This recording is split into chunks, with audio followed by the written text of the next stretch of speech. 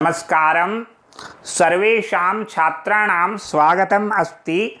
अद्य वयं स्नातकद्वितीयवर्षस्य कक्षायां संस्कृतसाहित्येतिहासः इति विषयम् आधारीकृत्य कालिदासस्य नाटकानां विषये पठिष्यामः। नमस्कार विद्यार्थियों, पिछले वीडियो में हमने महाकवि भास जी के 13 नाटकों का थोड़ा परिचय प्राप्त किया। इस वीडियो में हम कालिदास जी, जो महाकवि कालिदास, कुलगुरु कालिदास जी के नाम से प्रसिद्ध हैं, उनके नाटकों के विषय में चर्चा करेंगे। कालिदास जी के द्वारा लिखित हमें 3 नाटक प्राप्त होते हैं। उनका नाम क्रमशः पहला मालविकाग्निमित्रम, दूसरा विक्रमोर्वशीयम और तीसरा अभिज्ञान शाकुंतलम है। इन तीनों नाटकों के विषय में पढ़ेंगे। सर्वप्रथम हम देख लेते हैं। कालिदास जी ने 3 नाटक लिखे थे। पहला मालविकाग्निमित्रम, दूसरा विक्रमोर्वशीयम तथा तीसरा अभिज्ञान शाकुंतलम। इनमें जो अंतिम नाटक है अर्थात अभिज्ञान शाकुंतलम जो नाटक है, संस्कृत वाङ्मय में सर्वश्रेष्ठ नाटक माना जाता है। एक सूक्ति प्रचलित है, काव्येषु नाटकम रम्यम तत्र रम्या शकुंतला। काव्यों में नाटक विधा सबसे सुंदर है और नाटकों में भी जो सबसे सुंदर नाटक है वो कालिदास जी का अभिज्ञान शाकुंतलम नाटक है। इसलिए ये पंक्ति है, काव्येषु नाटकम रम्यम तत्र रम्या शकुंतला। तो सर्वप्रथम हम पहला नाटक जो उनका है उसके विषय में चर्चा करते हैं, जिसका नाम है मालविकाग्निमित्रम।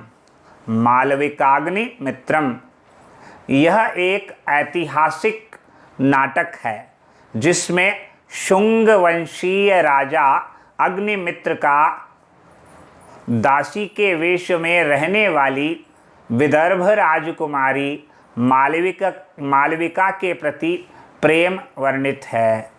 देखिए, यहाँ पर नाम से ही विदित है, मालविका प्लस अग्निमित्र। मालविका में आ है, अग्निमित्र में अ है। दोनों को संधि कर देंगे तो दीर्घ संधि हो जाएगी, अकः सवर्णे दीर्घ से मालविकाग्निमित्रम।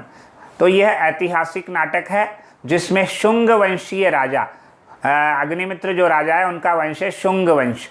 तो शुंग वंशीय राजा अग्निमित्र का दासी के वेश में रहने वाली जो है उनके महल में दासी के रूप में दासी के वेश में रहने वाली विदर्भ राजकुमारी, विदर्भ की जो राजकुमारी है जिसका नाम मालविका, वो मालविका है जो यहाँ पर दासी के वेश में छुपकर रह रही है। तो मालविका के प्रति प्रेम वर्णित है। ठीक है, अग्निमित्र का मालविका के प्रति प्रेम इस नाटक में वर्णित है। इसमें इस जो है मालविकाग्निमित्रम में 5 अंक हैं। कुल मिलाकर इसमें 5 अंक हैं। अग्निमित्र की महारानी धारिणी शरणागत मालविका को अपना लेती है अंत में और नृत्य आदि ललित कलाओं की शिक्षा दिलवाती है। सबसे पहले उनकी शरण में जो है मालविका दासी के रूप में आती है। तो अग्निमित्र की महारानी जो धारिणी है उस शरणागत मालविका को अपना लेती है और नृत्य इत्यादि ललित कलाओं की शिक्षा उसे दिलाती है। राजा अपने अंतःपुर में उसका नृत्य देखकर उसके प्रति मुग्ध हो उठता है। मालविका जो है वो विदर्भ राजकुमारी है, यह उससे ज्ञात नहीं है। अंतःपुर में उसका नृत्य देखकर मुग्ध हो उठता है अग्निमित्र राजा जो है। अंतःपुर में विरोध और तनाव होने पर भी विदूषक की सहायता से राजा और मालविका की भेंट हो जाती है। देखिए, अंतःपुर जो होता है वहाँ पर राजा रानी इत्यादि लोग ही जा सकते हैं, दूसरे लोग नहीं जाते हैं, इसलिए उसका नाम है अंतःपुर। तो अंतःपुर में विरोध और तनाव होने पर भी विदूषक की सहायता से, विदूषक कौन होता है? राजा का जो परम मित्र होता है नाटकों में और जो हास्य रस की उद्भावना करता है। संस्कृत साहित्य में वह विदूषक के नाम से जाना जाता है, जो ब्राह्मण कुलोत्पन्न होता है। ये उसकी कुछ विशेषताएं हैं। तो यहाँ पर ये बताया गया है कि तनाव हो रहा है, अंतःपुर में विरोध और तनाव का माहौल विद्यमान है, और ऐसे वातावरण में भी विदूषक की सहायता से राजा और मालविका की भेंट हो जाती है। अंत में आखिर में क्या होता है, अंततः महारानी धारिणी अपने आप मालविका का हाथ अग्निमित्र के हाथ में दे देती है।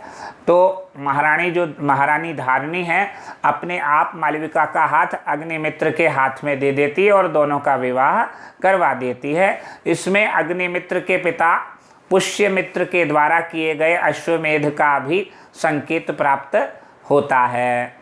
उस नाटक की विशेषता यह है कि इस अग्निमित्र के हाथ में दे देने के पश्चात, मालविका का हाथ तो अग्निमित्र के बाद दे दिया, इसके पश्चात इसमें जो है अग्निमित्र के पिता, अग्निमित्र जो राजा था शुंगवंशी, उनके भी पिता जिनका नाम पुष्यमित्र के द्वारा किए गए अश्वमेध यज्ञ का भी वर्णन है, अश्वमेध का भी है, संकेत प्राप्त होता है। अग्निमित्र के पुत्र, अग्निमित्र का कौन पुत्र है, अग्निमित्र का पुत्र वसुमित्र के द्वारा यवनों पर विजय का भी वर्णन इसमें प्राप्त होता है। देखिए पूरी परंपरा, पूरा एक पीढ़ी का वर्णन यहाँ पर प्राप्त होता है। सबसे पहले पुष्यमित्र के जो पुत्र हैं वो अग्निमित्र, और अग्निमित्र के पुत्र कौन, वसुमित्र।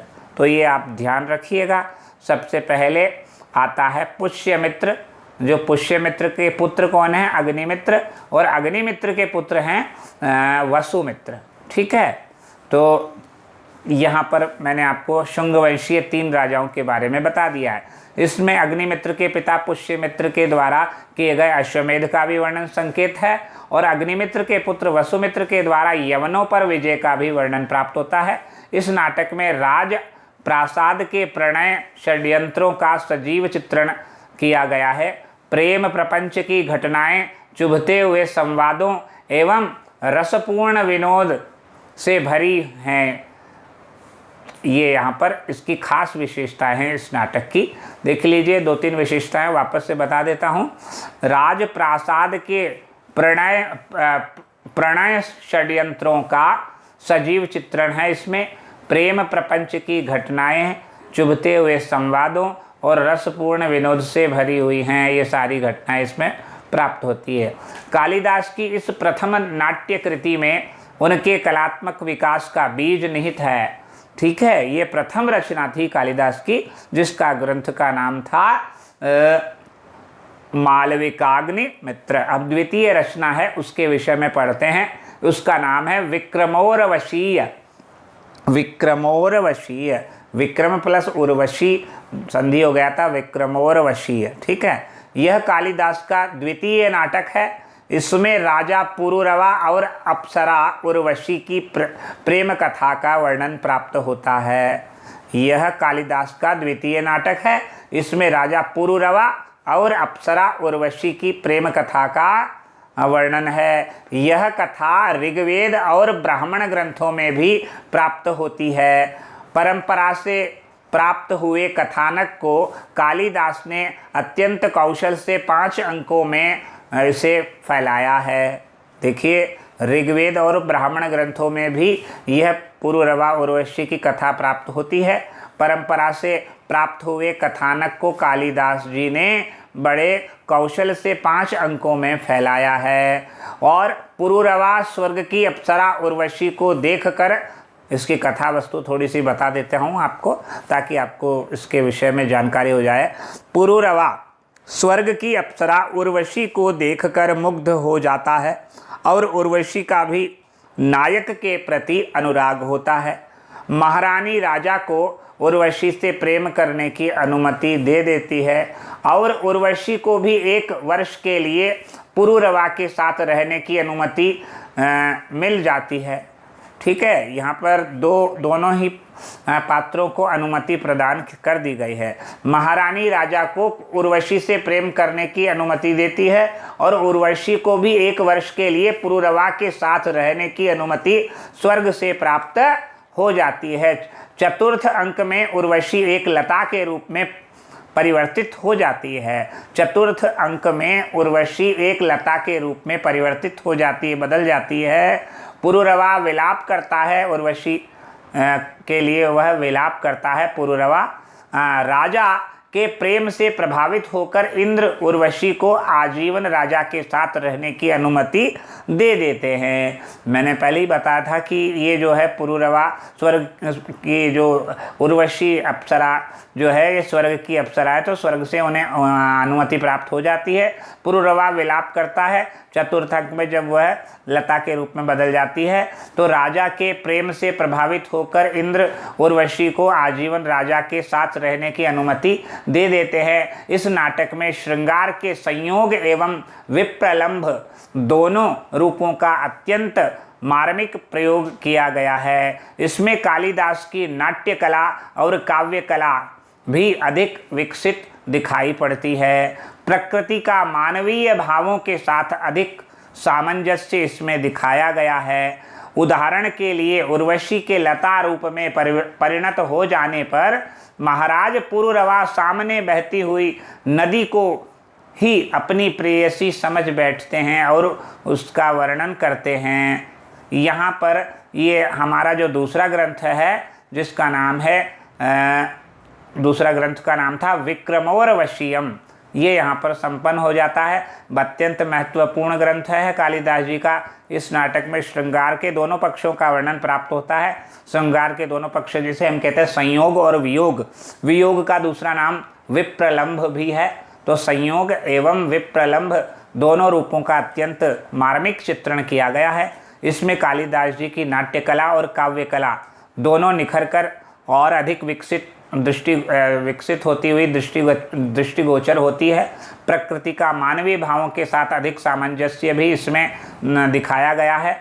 और उदाहरण के लिए मैंने आपको बता ही दिया कि जब उर्वशी लता के रूप में बदल जाती है, बदल जाने पर महाराज पुरुरवा सामने बहती हुई नदी को ही अपनी प्रेयसी समझ बैठते हैं और उनका वर्णन करते हैं। ये यहाँ पर ये अत्यंत महत्वपूर्ण नाटक है कालिदास जी का। अगले वीडियो में हम उनके अंतिम नाटक जिसका नाम है अभिज्ञान शाकुंतलम, अत्यंत महत्वपूर्ण नाटक है, इसके विषय में अगले वीडियो में पढ़ेंगे। तब तक के लिए यहीं विराम देते हैं। धन्यवाद, नमस्कार।